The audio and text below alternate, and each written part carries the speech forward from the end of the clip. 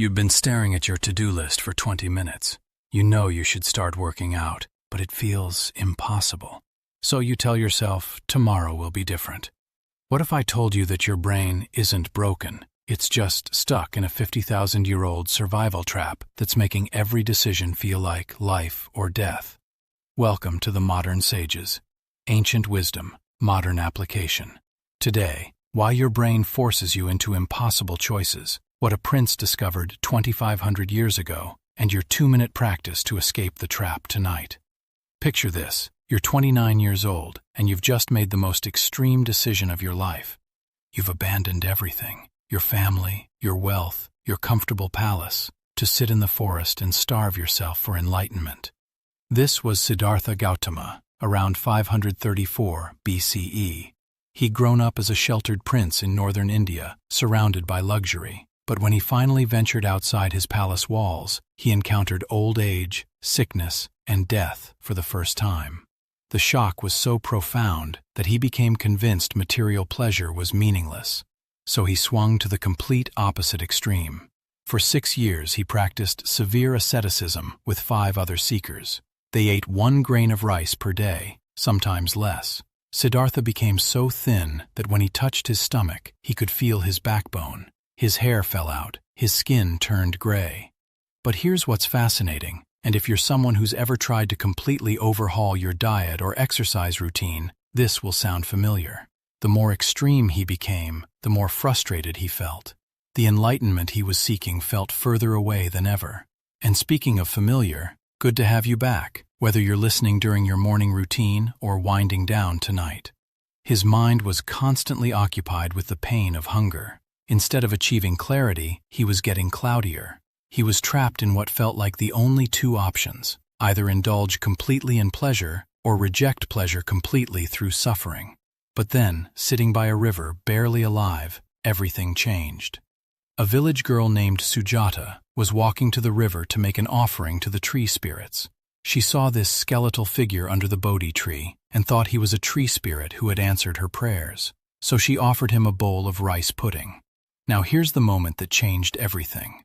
Siddhartha had a choice, stick to his extreme fasting or accept the food. For 6 years he'd believed these were his only options, total indulgence or total denial, pleasure or suffering, all or nothing. But as he held that bowl, something clicked. He realized there was a third option. He could take the middle path. He could eat just enough to nourish his body without indulging in excess. He could reject both extremes and find something entirely different. A balanced approach that honored both his physical needs and his spiritual goals. The moment he had this realization, his 5 companions were horrified. They thought he was giving up. They literally walked away from him, convinced he'd become weak and abandoned the path to enlightenment. They couldn't see what he was seeing.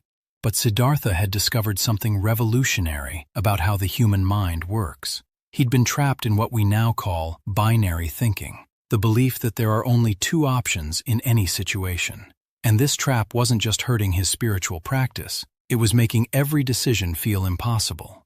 Think about your own life for a moment. How many times have you told yourself, I either need to work out every single day or there's no point in starting? Or, I'm either going to eat perfectly healthy or I might as well have pizza for breakfast. Or, I need to completely transform my life or I'm a failure. This is the same binary trap that nearly killed Siddhartha. Your brain is designed to categorize things quickly for survival. Predator or prey, safe or dangerous, fight or flight.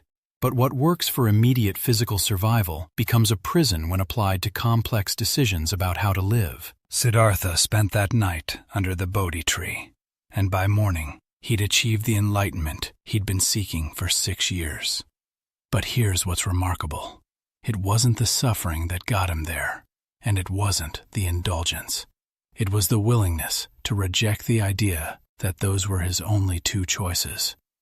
He started calling this approach the middle way, Madhyama Pratipad in Sanskrit, and it wasn't about finding a compromise between 2 extremes.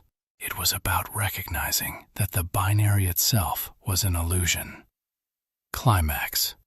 Here's what Siddhartha figured out that night, and what modern neuroscience has now confirmed. When your brain presents you with two options, it's not showing you reality. It's showing you a survival shortcut. The moment you spot a binary, all or nothing, perfect or failure, work or rest, you can do what Siddhartha did. You can look for the third option. And here's what's almost magical about this process. Finding one third option doesn't just give you three choices instead of two. It breaks the binary spell completely, and suddenly you can see fourth, fifth, and sixth options that were invisible before. Let's say you're stuck in the "I need to work out intensely every day or there's no point" trap. The third option might be, what if I just put on workout clothes? That's it, just the clothes. And suddenly you see a fourth option. What if I just do 5 jumping jacks? A fifth option. What if I just walk to the mailbox with intention? A sixth option. What if I do exercises only on days when I feel like it? Do you see what's happening? You've gone from 2 impossible choices to 6 completely doable ones. This is exactly what the Buddha discovered under that tree. The path to enlightenment wasn't found in choosing between pleasure and pain. It was found in stepping outside the choice entirely. And the results were immediate. Within weeks of his enlightenment, people were drawn to this teaching. Even those 5 companions who had walked away came back, curious about what had changed in him. He spent the next 45 years teaching this middle way approach, and it became the foundation of Buddhism, now practiced by over 500 million people worldwide. But here's what's fascinating about this 2,500-year-old insight. We're still falling into the same trap. Modern echo. And here's what's fascinating. James Clear discovered the exact same principle 2,500 years later. In his book, Atomic Habits, he writes about what he calls the 2-minute rule. When you want to build a new habit, you don't choose between do it perfectly or don't do it at all. You find the third option. Do it for just 2 minutes. Want to read more? Don't commit to reading for an hour every day. Read 1 page. Want to meditate? Don't aim for 30 minutes of perfect stillness. Sit quietly for 2 minutes. Want to exercise? Don't plan a 90-minute gym session. Just put on your workout shoes. Clear calls this falling to the level of your systems rather than rising to your goals. But the Buddha would have recognized it immediately. It's the middle way applied to habit formation. You're rejecting the binary of all or nothing and choosing the path of minimum viable effort.